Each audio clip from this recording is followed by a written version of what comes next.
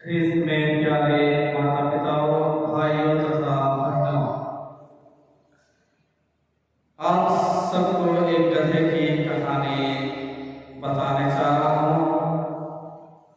वैसे जिस गधे की कहानी मैं बताने चाह रहा हूँ, इससे पूरी दुनिया परिचित है। यह वही गधा है जिसने ईसा मसीह को रविवार के दिन अपनी पीठ पर ढोया था। यह रविवार का दिन था। उस दिन यहूदी लोगों ने यीशु को गधे पर बैठाकर शोभा यात्रा निकाली थी और जैतून की डालियां लिए उनका जय जयकार किया था।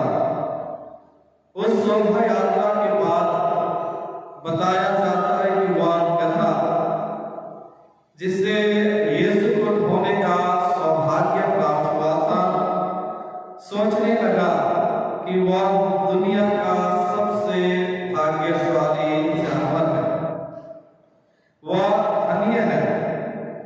एक दिन उसने अपनी माँ से कहा, माँ, यरूशलेम के रास्ते में अकेला चलना चाहता हूँ। लोग मेरा आदर करेंगे, लोग मेरा इज्जत करेंगे। उस गधे की माँ ने कहा, पुत्र, तुम्हारा ऐसा सोचना गलत है। लोगों ने तुम्हारा सम्मान किया था सिर्फ इसलिए क्योंकि प्रभु यीशु तुम पर सवार था। कहानी में आगे बताया जाता है कि 5 दिनों के बाद जब उस गधे ने फिर एक बार यरूशलेम की सड़कों पर निकला, बड़ी भीड़ देखी तो सोचा कि वह फिर वहां जाएगा ताकि लोग फिर उसका सम्मान करेंगे। वह गुड फ्राइडे का दिन था। उनकी माँ ने उस गधे को बार बार मना किया, पर उसने माँ की एक ना भी सुनी। वह उस भीड़ में गया जहाँ पर लोग यीशु को क्रूस पर चढ़ाने के लिए जा रहे थे। जब सिपाहियों ने उस गधे को देखा तो उसे मारने के लिए दौड़ाए। गधा बेचारा जान अपने हथेली पर लेकर भाग गया। गधे को सारी बात समझ में आ गया। यीशु के दुनियावी महिमा के दिन अब समाप्त हो गए थे।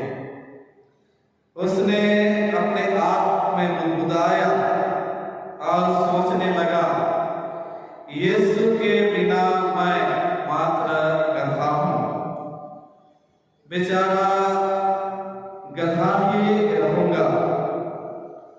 अगर मेरे साथ यीशु नहीं तो सम्मान नहीं।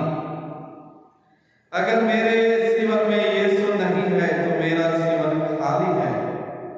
उसने फिर कहा, यीशु नहीं तो सम्मान नहीं। ख्रिस्त में प्यारे माता पिताओं, भाइयों तथा बहनों, सचमुच यीशु नहीं तो हमारा जीवन खाली है। यीशु के बिना हमारा जीवन अधूरा है। अभी अभी हम लोग पास्का पर्व, प्रभु यीशु ख्रिस्त का पुनरुत्थान का पर्व मनाए हैं। हमें अपने जीवन में पुनर्जीवित प्रभु को लेके चलना है। हमें अपने जीवन में पुनर्जीवित प्रभु को अनुभव करना है। जैसे हम अपने जीवन में प्रभु यीशु को अपने जीवन में पहला स्थान देते हैं, और हमारा जीवन में कार्य करता है, हमारे जीवन का मार्गदर्शक बनता है।